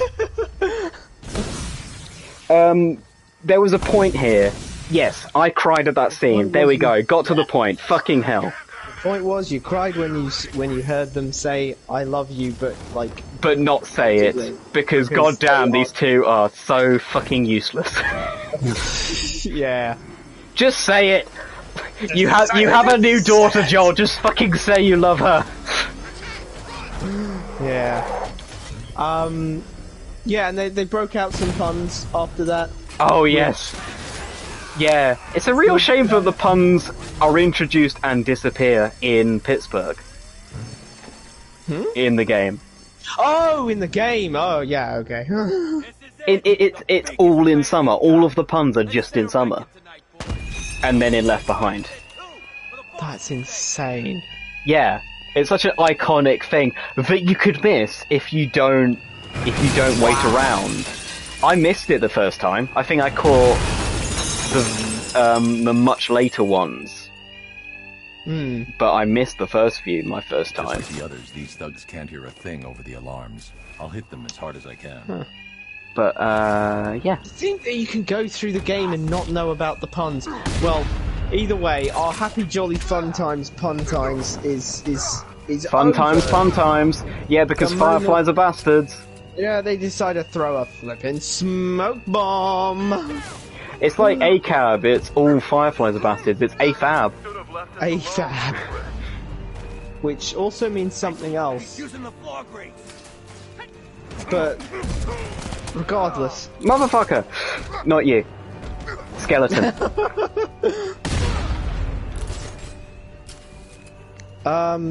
Wait, skeleton? As in enemy that you're looking at with detective vision? Yeah, skeleton. Skeleton it is. I'm gonna get demonetized for being rude to you now, even though I was being rude to the skeleton. YouTube's gonna be like, no, you can't say that! can't say that. To a skeleton. There was another person listening to you, and it was assumed that you were talking about them. Wow. Oh, fucking destroyed! So then it goes kind of like we expect as regards Joel gets beat over the head and they bring him to a bed and then Marlene starts giving him the old speech, we gotta kill the girl. Giving him that bullshit. Yeah, I really wish he'd said that. Yeah, like you keep telling yourself that bullshit. Yeah. I in the game I thought it wasn't a particularly sensible thing to say at the time. Of course, granted, he's not in his that isn't hearing something like that isn't going to put anyone in a particularly sensible mood. No. This girl that you've just spent months travelling with. Yeah. And now seeing, is now going to get killed for the greater good. Also, but the thing that no one, well, people mention it fans mention it all the time, but fucking Marlene doesn't really think. Like, her warning to Joel, like, you can still change your mind, you can still go back on this. You know, like, one of the things she says is, how long before she's torn apart by a pack of clickers, or she's raped and murdered. Like, yeah. Oh yeah, so these are the people you want to save, the people who, you know, are the rapists and murderers, Marlene. You think this is a world that deserves Ellie's sacrifice? Fuck off! Fuck off! Yeah. That's even assuming they could get the vaccine going. Yeah. But if they get the vaccine going, it's still not, it doesn't like snap the world back to 16. Oh shit, the bed. Like, the clicker, getting infected isn't actually like... It's fate, Batman. The only way to die. No, exactly. I mean, you can still get killed by existing infected. Yeah, like she says that, how long until she gets torn apart by a pack of clickers? Even if you have the vaccine, the clickers can still kill you. Yeah, because it's not. They go for the jugular anyway. Well, that's one of the things that's always confused me, because they go back and forth between calling it a cure and a vaccine. Because and those are two different things. A cure implies that they could turn the clickers back into people, but a vaccine implies that they can just stop new people getting infected. Yeah. One's preventative, one's the other one. Which I don't mean to be rude, but I don't suspect that you could find a cure that turns a bloater back into a person. Or not a very healthy person anyway. Well, yeah, let me put it like that. So here's Marlene giving him that bullshit. Giving him all that bullshit, yeah. Yeah. But we'll bring him right. Do I have anything to say? No, yeah. Yeah, Joel actually stayed pretty much silent in this version, didn't he? Yeah.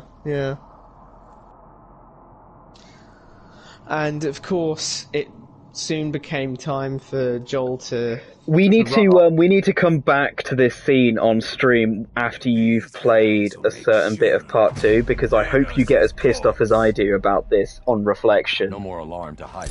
About Marlene's speech, because there's a lot of, the whole greater good thing is, as Joel says, there is an element of bullshit that I believe anyway. It's not a fact that spoken by many people.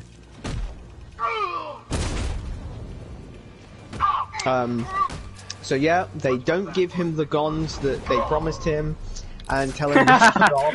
They promised him a car in this version. Bradley, keep up with your weird changes they made. Damn. Okay, so they didn't give him the car, or maybe there was a car outside they were going to give him. Who knows?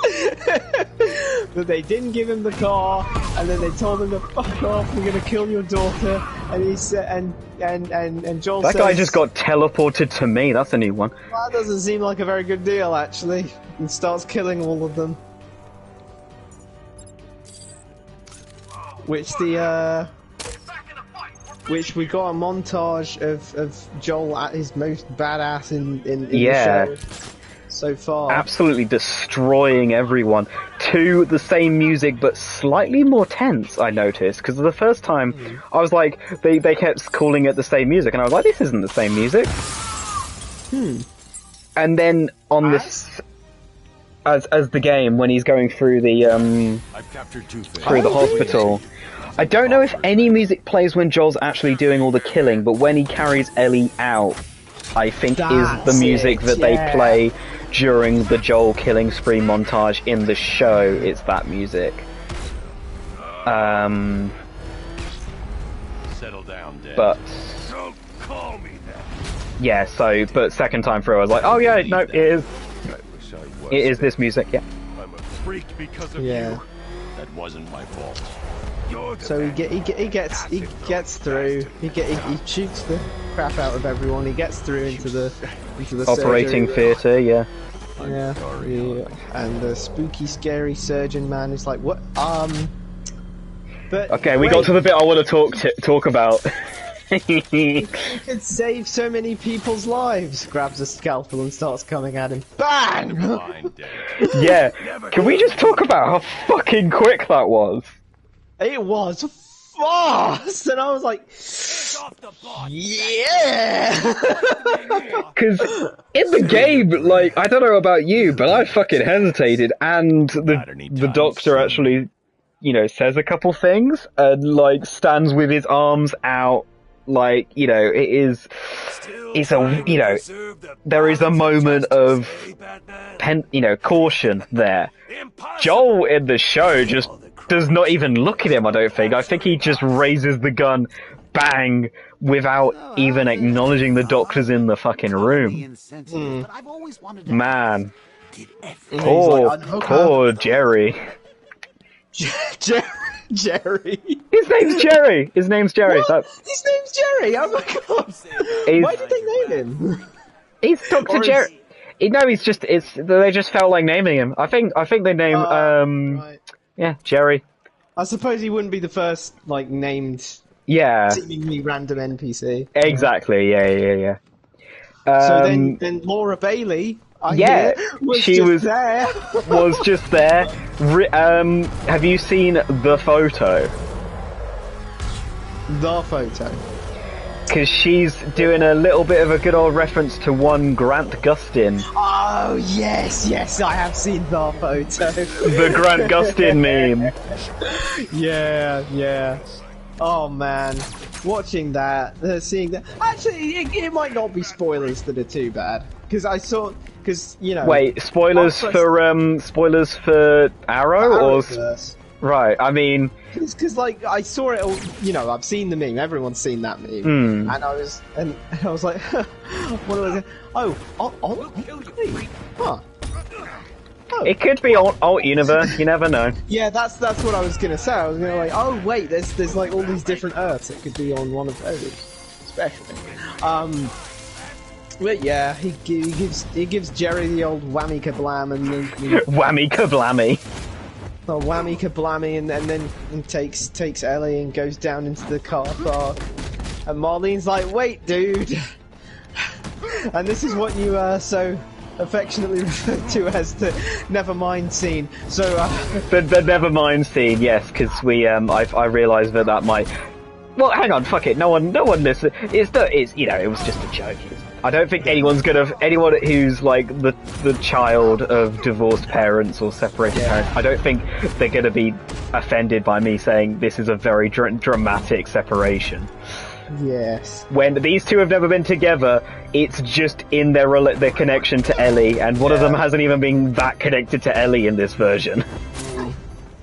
Yeah, and she's like, but Joel, look, we need the cure, bro. You gotta give her back. You can still like undo this. He's like, zooms in on his face, and then he's driving away, and it's like, Yeah. it's classical old bait and switch of like, oh, it's the Matt same one didn't from the do game, it. man. And Yeah, good yeah. God, that one in the game.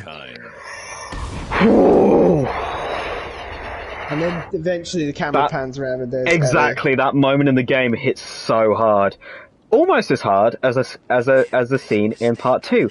That I'd be really interested to see whether it's in my own head or whether they actually fucking programmed it in for the first time you play this game, which is why I'm excited to see you play it live. I see. Because I mean, live privately for me because Bradley likes me more than everyone else. Fuck y'all. Yeah, fuck you, Xander. Bradley likes me more. So unnecessarily mean. I'm sorry, Xander. It is true, though. Well, I mean, I guess. I certainly know you more than I know Xander. Well, I mean, considering you know me more, that's probably how it should go. So they're in the car and... Hang on. Sorry. This is the bit I wanted to talk about. Okay, so... Or the car bit. This is the parallel I mentioned earlier. Parallel. Yes, go on. That, Anna being shot by... Did you leave something here? It was sort of body-shaped, wasn't it? By Marlene. Yes. And Joel shooting Marlene. Huh. Oh my god, you're right, they were like framed. Do you think Jimbo took The way that she, like, not the way she moved into the room, because obviously Joel's standing still, but the way he kind of like strides up to her for that final shot and then raises the gun, I think is it felt very similar to the way Anna was shot by Marlene. I don't know if it was just me, but I read those as like very similar blocking and very similar like body language from Pedro and Mel Danbridge? Where? Who's the actress for Marlene? I thought it was Mel Danbridge. I'll quickly look her up. I don't know if you do a hard D on the Danbridge. Who scares you more, Riddler or me? I'll tell you everything. How kind. But that was the last parallel I wanted to talk about.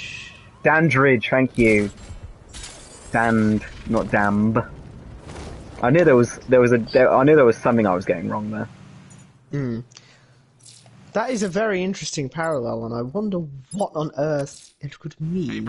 But I'm sure if we thought about it long enough... I mean, karma? Well, I mean, no, because Marlene was, doing her friend a service by killing her, but, I don't know. Yeah, I mean, I guess, no, I can't really see the thematic, or the story reason why it would be parallel, but maybe it's all about the people who care about Ellie. It doesn't really end well for them. Yeah, because Marlene was more or less given Ellie by Anna. Yeah, Anna's her, her actual birth mother, who barely had time to meet her. But mirrors in a way, actually. Their hideout if they can see the Batmobile. Because Anna's talking, so Anna's talking Marlene out of killing Ellie, and Marlene's trying to talk Joel into killing Ellie. Yeah. Marlene just had a fucking death wish for that child.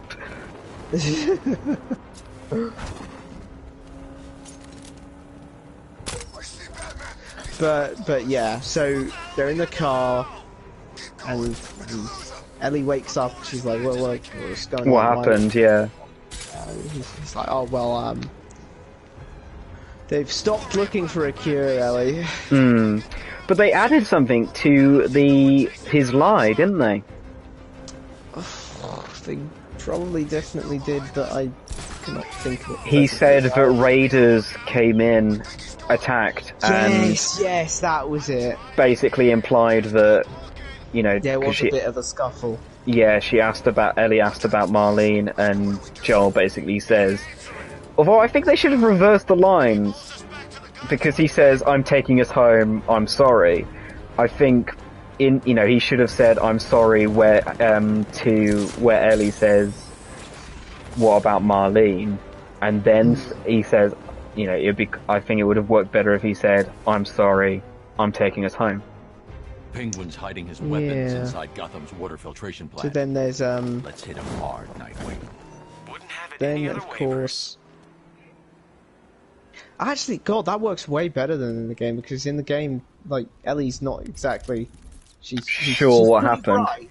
Oh, Yeah. She's pretty bright. The refrigeration Like, truck I was following has entered if Gotham's Joel water just said, filtration plant. "Hey, Access city blueprints. they went in and they took some tests, and then for some reason they left you in your gown, didn't wake you up, and I just decided to drive us out of there."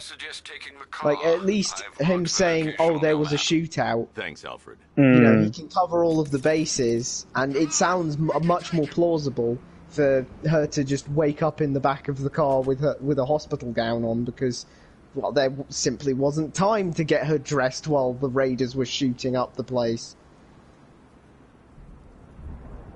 But I mean, in the game, he tells her that there's, like, he says that there's a whole lot more like you, and dozens actually, and it's not doing them any good. Yeah. And I think he keeps it deliberately, decidedly short. Yeah.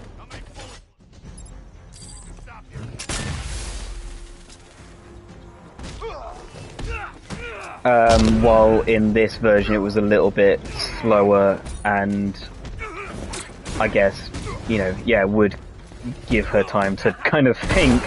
So that's why he added them Fireflies didn't really make it out of there alive, or I don't know if they made it out of there alive. So, and then just to close that up. Yep.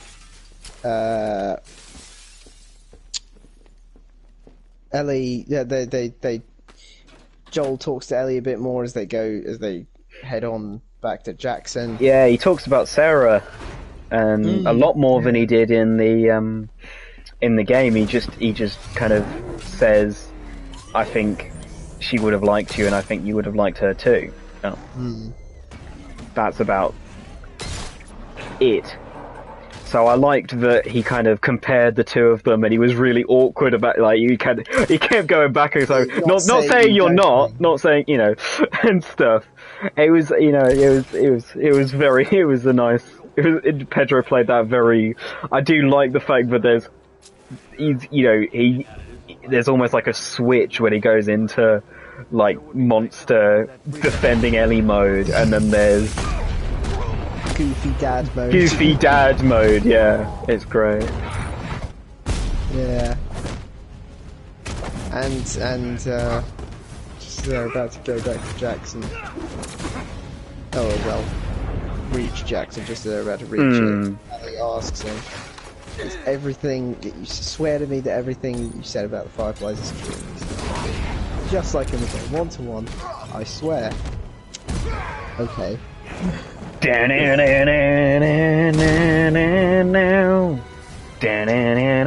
That's such a good credits drop. I still prefer the Left Behind one, but I love that credits drop.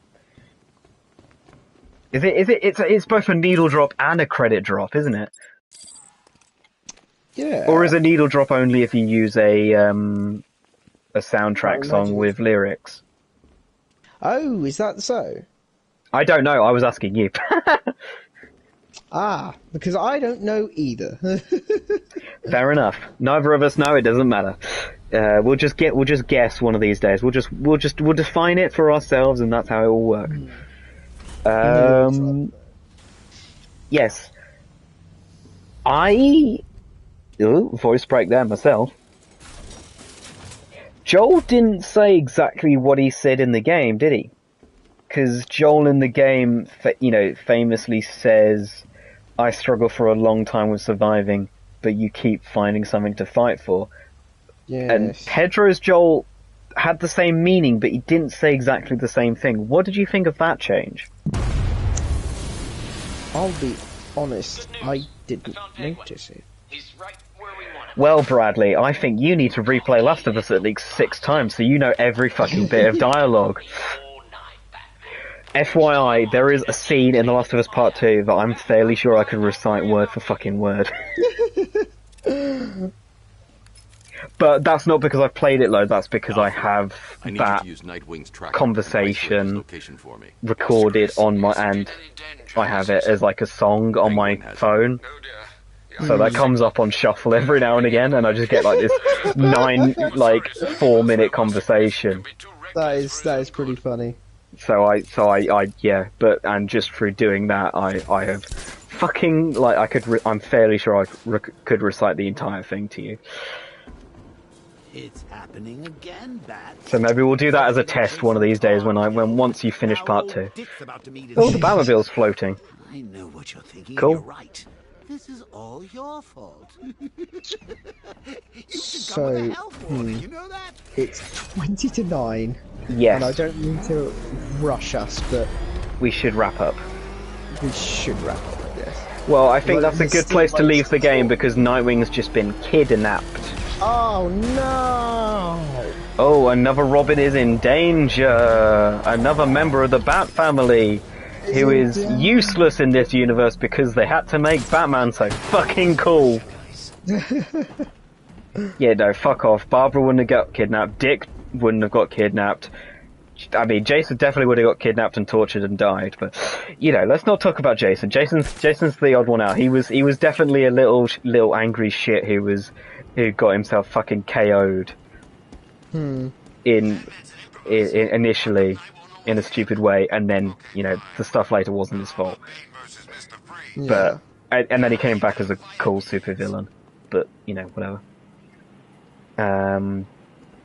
Yes, so that's The Last of Us Season 1. I'm sure we will continue talking about it next week, and possibly more of the whole season, because we did do more the last episode. Yes. Today. And, yes, I think, unless there was something you wanted to touch on or cover or anything, speak now or forever hold your peace. Oh! One last thing. I got something out of the fact that they named the last episode the opposite part of the saying from the first episode. It was a tiny thing. I really liked it. Yeah, when you're lost in the darkness. And then all these other episode titles. Finally, episode 9. Look for the light. Yeah, it's kind of like brackets or quotation marks, kind of. Yes, very much so. Don't fucking believe in the Fireflies, though. Yeah. They're not. So nice. Yeah, okay. I'm about to traumatize a Riddler informant, and then we will end the stream as soon as while I'm doing that. Oh, I thought you were going to say that you were about to traumatize me tomorrow by me starting Last of Us Part 2. Oh, I was actually going to wait till we were off stream to say, yes, I'm going, because I messaged you on Signal saying, do you know what tomorrow is? And I was waiting for you to reply, but you ghosted me. And so what I was going to reply with was, tomorrow is the day I break your heart. Goodbye!